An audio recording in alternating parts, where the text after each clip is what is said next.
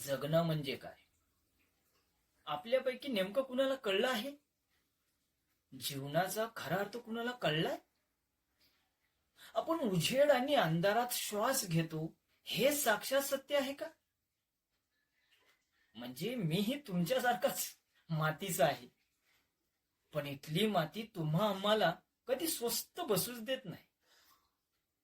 कारण कारण तिच्यात पेरलंय अगणित असंख्य नित्यांचं बीज.